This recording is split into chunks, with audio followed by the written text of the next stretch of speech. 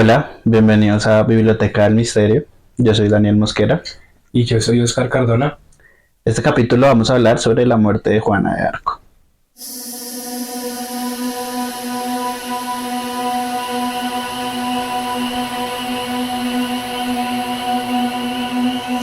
Juana de Arco es una figura histórica muy conocida por su valentía y determinación en luchar por sus creencias.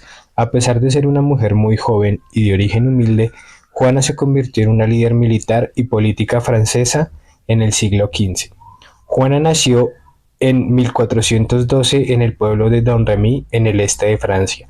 Era hija de un campesino y creció en una familia muy religiosa. En 1428, Juana comenzó a tener visiones y a escuchar voces que le decían que debía liderar las tropas francesas en la Guerra de los 100 años. A pesar de su juventud y falta de experiencia militar, Juana se ofreció voluntariamente para liderar a las tropas francesas en la Guerra de los 100 años contra los ingleses. Ella tenía una profunda fe religiosa y creía que Dios le había dado la misión especial de liberar a Francia de los invasores ingleses y coronar al rey Carlos VII. Juana luchó valientemente varias batallas y logró varias victorias imponentes para Francia, demostrando un gran valor y determinación en luchar por sus creencias. En la historia de Juana de Arco, el delfín era el rey Carlos VII, quien ascendió al trono después de la muerte de su padre en 1422. Carlos VII fue el rey de Francia durante la Guerra de los 100 años contra Inglaterra, y Juana de Arco luchó valientemente por él en varias batallas. Estas son algunas de las batallas más destacadas en las que participó Juana. Batalla de Orleans. Esta fue una de las batallas más importantes en las que participó Juana. Tuvo lugar en 1429 y fue una gran victoria para Francia, ya que logró expulsar a los ingleses de la ciudad de Orleans. Juana lideró a las tropas francesas en esta batalla y demostró un gran valor y determinación. Batalla de Patay. Esta fue otra victoria importante para Francia en la que participó Juana. Tuvo lugar en 1429 y Juana lideró a las tropas francesas en la derrota de las tropas inglesas. El asedio de Compiègne. En 1430, Juana participó en el asedio de Compiègne, una ciudad francesa que estaba siendo atacada por los ingleses. A pesar de tener menos hombres y recursos, Juana logró repeler a los atacantes y defenderla. Batalla de Legny. En 1430, Juana participó en la defensa de la ciudad de Legny, una ciudad francesa que estaba siendo atacada por los ingleses. A pesar de contar con menos hombres y recursos, Juana logró repeler los atacantes y defender la ciudad. En 1431, Juana fue capturada por los ingleses y llevada a juicio por herejía. A pesar de que no había pruebas de que Juana hubiera cometido este delito, fue condenada a muerte. El 30 de mayo de 1431, Juana fue quemada viva en la plaza pública de Rouen, en Francia. Aunque su muerte fue muy controvertida y muchas personas creían que Juana había sido injustamente condenada, el juicio y la ejecución de Juana de Arco se convirtió en un símbolo de la lucha contra la opresión y la injusticia. Estos son unos de los principales misterios de Juana de Arco. La Iglesia Católica la quería muerta. La noción de que la Iglesia Católica persiguió personalmente a Juana de Arco parece estar unida a la idea de que ella era protestante o culpable de brujería, que son teorías absurdas. No hay una pizca de evidencia que respalde su lealtad a la Wicca, una religión pagana, de ninguna manera, sino que cuando se le preguntó a Juana sobre esto en el juicio, sus respuestas demostraron no solo desprecio por las prácticas paganas, sino que también no tenía idea real de lo que era. Se puede decir algo similar sobre la teoría de que ella era protestante, e incluso amenazó con liderar una cruzada contra los husitas, un grupo protestante temprano, si no se convertían al catolicismo. Los católicos presentes en el juicio no fueron guiados por una búsqueda religiosa épica, sino por sus propias lealtades políticas personales con los ingleses. Su ejecución fue falsa.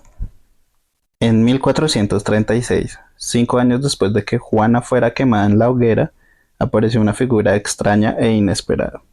Aparentemente de la nada, su supuesta identidad llamó la atención de toda Francia. Afirmó que era Juana de Arco y que había escapado de su ejecución.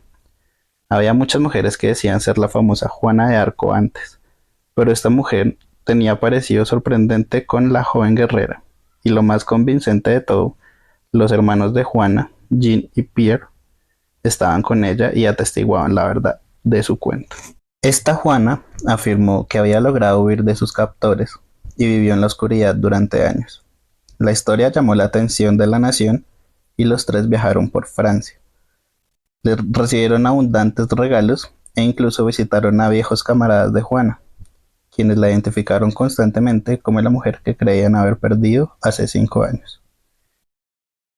Fue durante su visita al rey francés Carlos VII en 1440, el hombre al que había ayudado a subirse al trono en 1429, que la mentira se deshizo.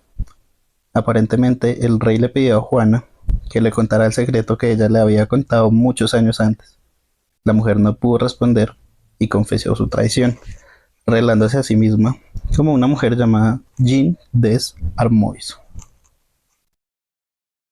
La idea de la verdadera Juana de Arco escapando de su ejecución puede ser refutada por la gran cantidad de testigos presenciales en su ejecución.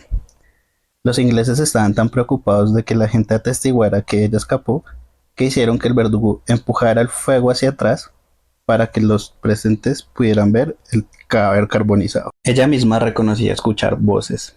A los 13 años inició a escuchar estas voces. En principio no sabía quiénes eran.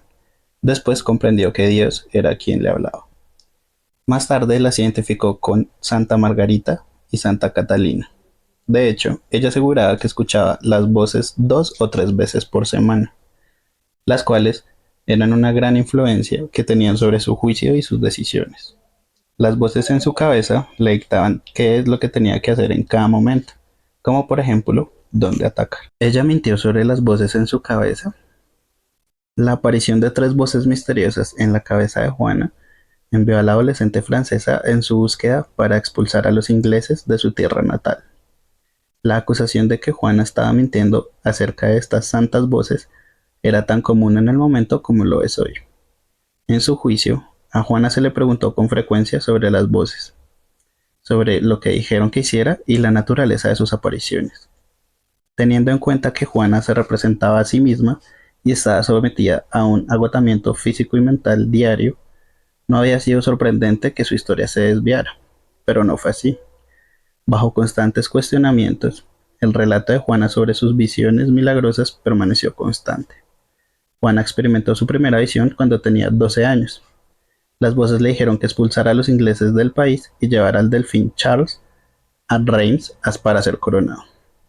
Parece improbable que ella llamara la atención a las 3 voces santas, ya que la historia probablemente se desenredaría bajo el interrogatorio de abogados expertos. Es imposible validar si las voces realmente vinieron de santos y ángeles, como afirmó Juana. Pero lo que más podemos decir con certeza es que Juana creía que las voces que escuchaba eran legítimas, y las siguió a pesar de ponerse en peligro. Muchas gracias por habernos acompañado en el capítulo del día de hoy. Los invitamos a suscribirse al canal y a estar pendiente de los próximos videos que van a estar saliendo. Y recuerden que si tienen algún tema al que queramos hablar, envíenlo o déjenlo en los comentarios y que estén muy bien.